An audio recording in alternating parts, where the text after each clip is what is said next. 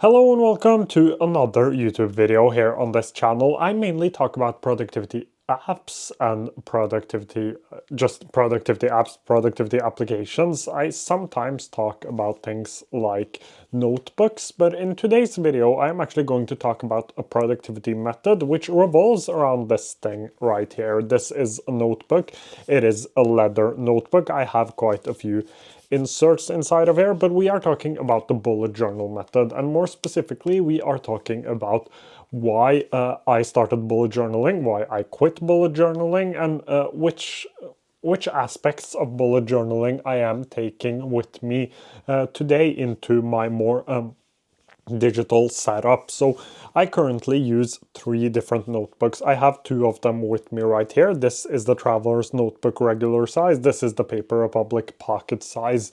And all of these have dotted inserts inside of them. That is just the insert I like to use personally and the insert I use the most. I also use a lot of fountain pens, but I started bullet journaling right after I read the bullet journal method, and it was around like 5 to 6 months into like my productivity journey, and when I started really getting into second brain, into productivity applications. And I did bullet journaling. So I had one of these notebooks. I had an A5, the actual bullet journal notebook. I will leave an image of that specific one right here. I'm not currently using that, but I used the bullet journal book, and I also used the bullet journal companion app. If you're not familiar with that application, it is just an application that you can buy and download. I have it on my iPhone, and whenever you don't have this accessible, you can actually write it down into your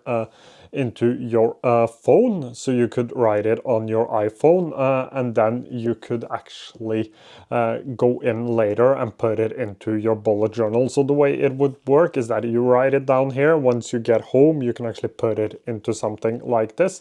If you don't remove it from your iPhone, it will actually be removed within 72 hours, because the point of the bullet journal is that it is not supposed to be digital.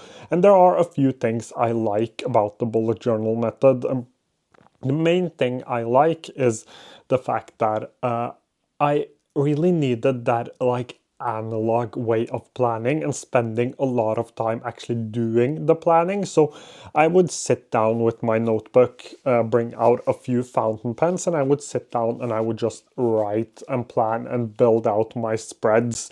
So I would do one monthly, one weekly, one daily spread, or actually a few daily spreads. I would do a daily spread every day, then I would do one weekly every week and one monthly every month. And that gave me two things. The first thing was that it gave me a reason to sit down and reflect on my past week, on my past month, on my past day. And the second thing it gave me was the feeling of control. So I think one of the reasons why a lot of people, including me, like the bullet journal method is that there are a lot of things happening in our lives, and a lot of times we feel like we're kind of reacting to things. So I get an email, I react to that. I get a message, I react to that.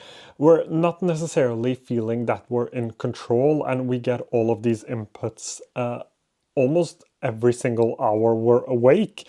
And inside of here, I have the control. I decide what to put in it. I decide how long I'm going to spend creating my spreads. So it is that feeling of control, which I think is really important.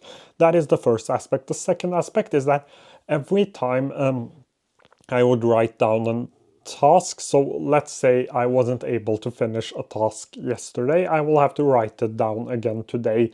And every time I have to write it down, I kind of renew my commitment to that task. While in digital applications, like for example in Todoist, these will just be carried over. You will have like a place where it says overdue, and it will just keep on staying there. Inside of Toos, which I also use, it will just carry over day to day. You can stop that, but that is basically how the application works. While in bullet journaling, if I'm not able to accomplish something, I will have to the day after, think about whether or not I should write this one more time.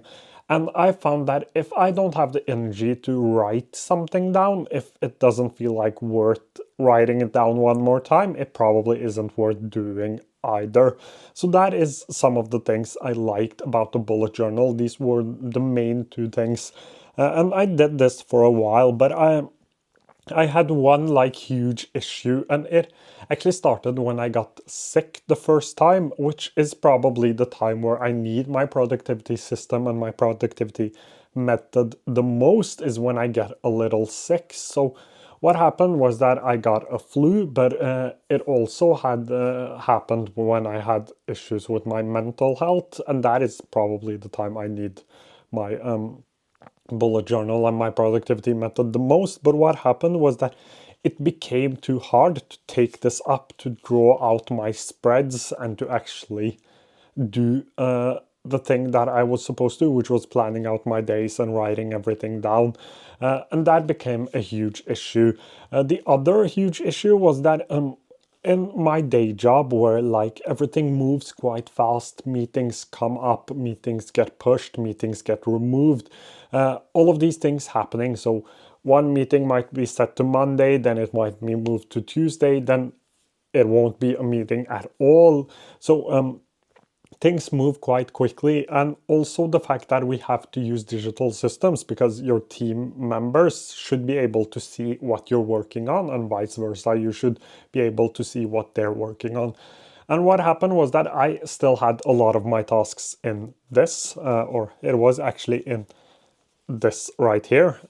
So I had a lot of my tasks in there, and what happened was that a meeting got pushed several times, and because I had it in my bullet journal, I totally forgot about it. I didn't check my calendar because I was sure that I would write it down in this, and I just missed the meeting, which happens. It isn't a huge issue. No one had a problem with it, but I decided at that point, together with the issue with me being sick and not being able to do the things I wanted to, I decided that it was time to change up my productivity system. So what I ended up doing instead was that I actually kept these. I kept the notebooks. I am still using them, I think, every single day. At least the pocket one is used every single day. This probably isn't used as much, and the A5 one I'm turning into a junk journal. And I turned my bullet journal practice more into a hobby rather than a productivity setup. There is, of course, still some productivity setup inside of here. This, for example, right now is it is a way for me to capture things. So everything goes into my notebook first, then I move them into the right productivity application. While this has a place for sketching, it has a place for gathering quotes, which I might or might not use, I just want to have them. And it also has a place for writing down poetry, which I do from time to time. So more of a hobby and less of like a productivity method. The second thing I did was that I implemented some of the stuff from the bullet journal method. So when you're doing like a monthly spread and a weekly and even a daily, these are called rituals. And these rituals I'm actually taking with me into a digital system because I think those are really important. And I think Ryder Carroll, the author of the bullet journal method, really hit a nerve when it comes to these rituals. And those are the ones I am taking with me. Also, the fact that I now, whenever I'm not able to finish a to-do, I go ahead and delete it. And when I'm deleting it, I decide whether or not to write it one more time to sort of renew my commitment to that goal or task. And in general, I feel really happy about getting into the bullet journal method. I feel really happy about bullet journaling. I still do some kind of bullet journaling inside of here. So I have like, let's see if I can find it. I think I have some sort of bullet journaling style here.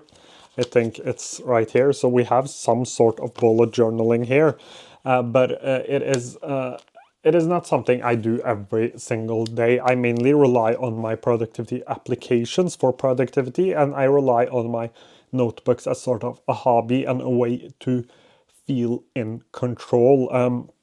I also have like a monthly or it's a daily planner. I think it's a daily planner insert, which goes from January to December, and it has each day. There are actually two booklets, so I'm using the first one now. That goes to July.